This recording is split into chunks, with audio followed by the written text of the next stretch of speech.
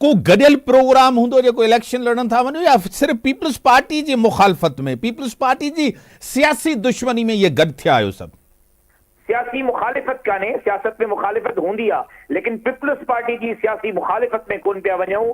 सिंध के बेहतर बनाने जे लाइ 15 साल सिंध ते बदतरीन हुक्मरानी का अवाम के मुतबादिल क़यादत फराहम करण जे लाइ, सिंध में मुतबादिल निज़ाम ॾियण जे लाइ गॾु पिया कयूं। ऐं यकीनन जेकॾहिं जिते जंहिंजी अक्सरियत आहे उनखे तस्लीम कयूं त असां हिकिड़ो सिंध में तमामु वॾो सरप्राइज़ ॾेई सघूं था। लेकिन अञा ताईं शयूं फाइनल न आहिनि, पाइप लाइन में आहिनि, ॻाल्हियूं हलंदड़ आहिनि, अञा ताईं मामला तय न आहिनि। उसूली तौर ते इहो तय थियो हो त गॾिजी करे इहे सभु जमातूं इलेक्शन विढ़ंदियूं, लेकिन हिन वक़्तु मामला सीट जे एडजस्टमेंट ते हली रहिया आहिनि, कमेटियूं कमु करे रहियूं आहिनि, मुज़ाकरात थी रहिया आहिनि। सुभाणे भी शायदि कराची में हिकिड़ी तमामु वॾी बैठक थियण वारी आहे ऐं अन क़रीब अवां खे असां इंशाअल्लाह का सुठी ख़बर ॾींदासीं, अवाम खे सुठी ख़बर ॾींदासीं, सिंध खे सुठी ख़बर ॾींदासीं।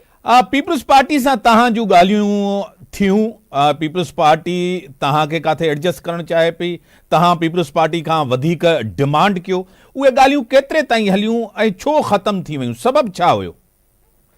मां सम्झां थो सियासत में ॻाल्हियूं हलंदियूं रहंदियूं आहिनि, सियासत में दरवाज़ा बंदि न आहिनि हूंदा। पीपल्स पार्टी सां सियासी इख़्तिलाफ़ पंहिंजी जॻह ते, लेकिन उन खां अलावा हिकिड़ो असांजो मुख़्तलिफ़ पीपल्स पार्टी जे लीडरशिप सां, उन्हनि जे रहनुमाउनि सां, उन्हनि जे MPs MNAs सां हिकिड़ो भाइपी वारो ताल्लुक़ रहियो आहे। हिक ॿिए जे ख़ुशी गमी में असां शरीक थींदा रहिया आहियूं। यकीनन PTI ऐं जेको नफ़रत वारी हिकिड़ी सियासत कई मुल्क जे अंदरि, उहा अंश न पीपल्स पार्टी जे अंदरि मौजूदु आहे न असांजे अंदरि मौजूदु आहे। हिक ॿिए जे लाइ सियासी मैदान में हरीफ़ ज़रूरु आहियूं, लेकिन जॾहिं मिलंदा आहियूं त वॾी इज़त ऐं आबरू सां मिलंदा आहियूं।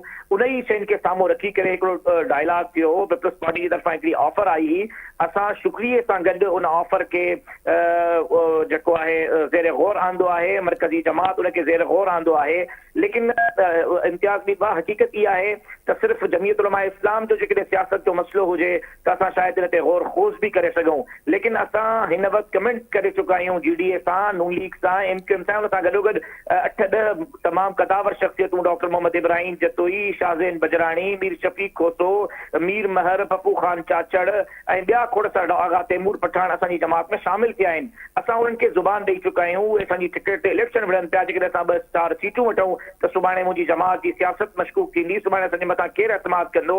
ऐं ज़ाहिर आहे त हिन वक़्तु सिंध में जमीयत उलमा इस्लाम खे पीपल्स पार्टी जो मुतबादिल सम्झियो पियो वञे।